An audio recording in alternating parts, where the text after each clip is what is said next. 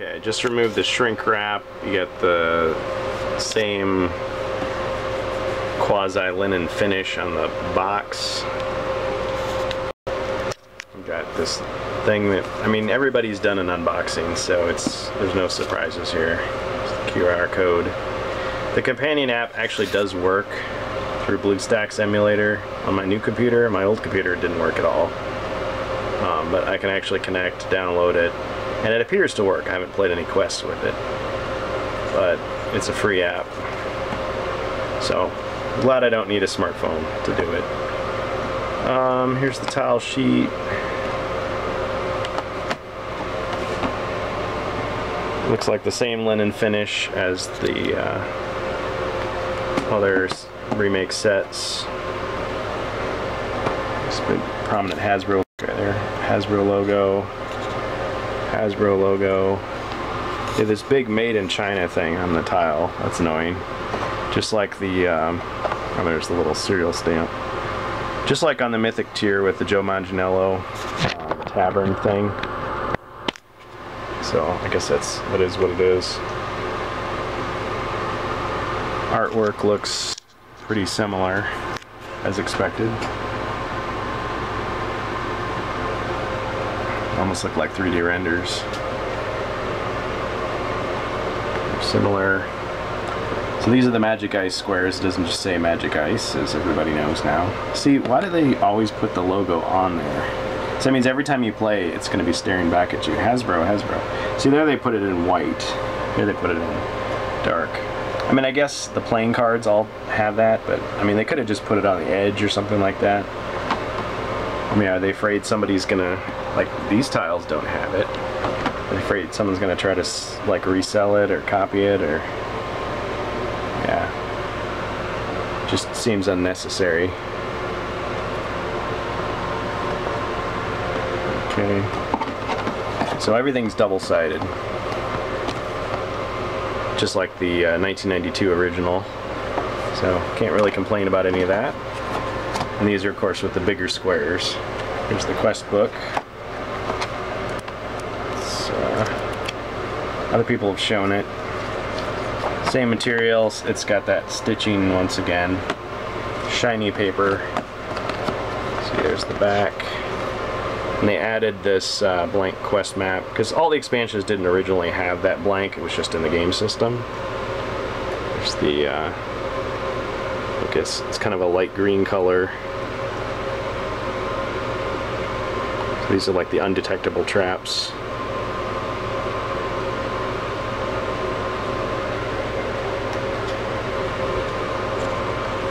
None of this has changed. It's all the same as the 92 version, so it's kind of broken. You want to go online and find that Into the Northlands solo quest.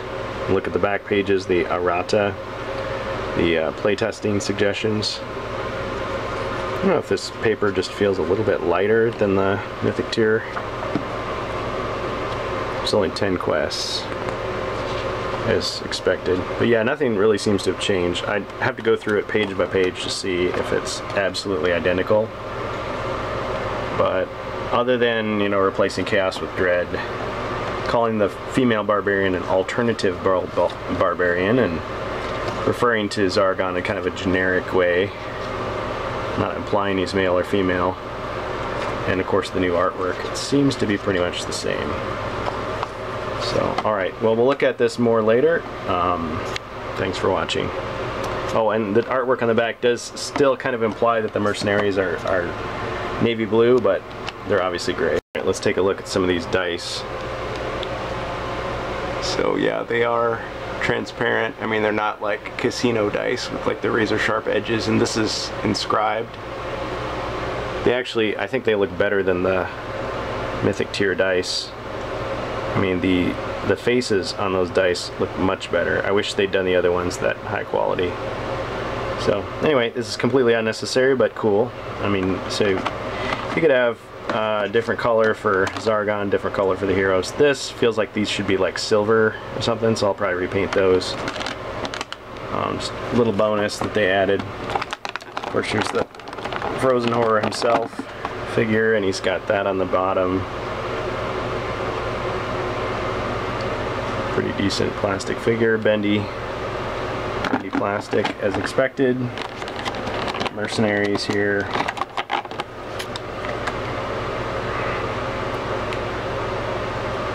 Wish they were wearing helmets, but I mean, they look cool. The fact that they're all unique instead of just the same guy with a removable weapon, and the fact they give you 12. And they did add an artifact in Into the Northlands, so if you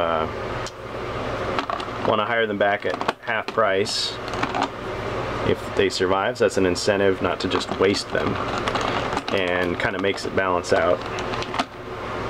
Okay, she's red. We're gonna have to do something about that. I'm gonna paint her blue because I feel like she should be blue.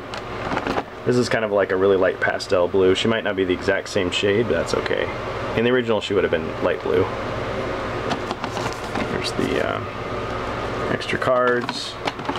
There's 2 trays. Oh, okay. Here's the character sheet pad. It's like a light blue.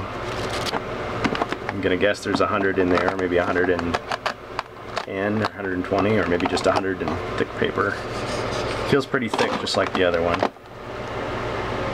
Light blue. People pointed out the Ice Gremlins are slightly smaller. Yetis look decent. They definitely nerfed those guys in Into the Northlands, which is a good thing, at least for the solo quests. These guys look pretty cool. These guys look cooler, I think. Of course, the other ones just look like big bruisers. Almost like a Doom monster, Doom 2 monster. So, yeah, we'll just have to look at the rest of this later. Just giving a brief initial unboxing. Yeah, if they hadn't released the errata, I would be really nervous for them and the future of HeroQuest remakes. I mean, as long as they keep the game system, Keller's Keep, Return of the Witch Sword in stores, I think that's the main thing.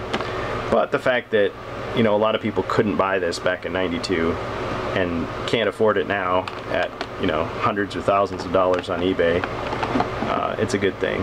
But giving people the assurance that, hey, you know what, you can easily change the rules, make it fun, make it playable. It doesn't have to be a slog or a grind, or because the other quests you didn't have to really do much, and it was a fun, good time, and still reasonably challenging. This one, it's just going to destroy you unless you make some changes either of your own or based on Avalon Hill's suggestions.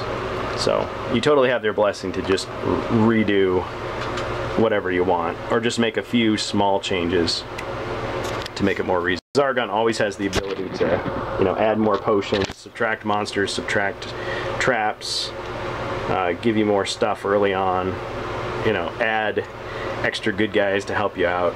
He always had the ability to do that, but it's just nicer because you'll always have people that want to play the rules as listed and want to respect what the developers intended. So for those people, it's like giving them permission, like, hey, you don't have to play it exactly as written. In fact, you probably should make a few changes, and here's you know, setting you in the right direction. So praise to Avalon Hill for that. And the official release date is August 1st, so even though I had to wait about a little over 2 weeks to get this from Amazon, it's still early, so that's awesome. I didn't want to pre-order, I just wanted to order, and they did it.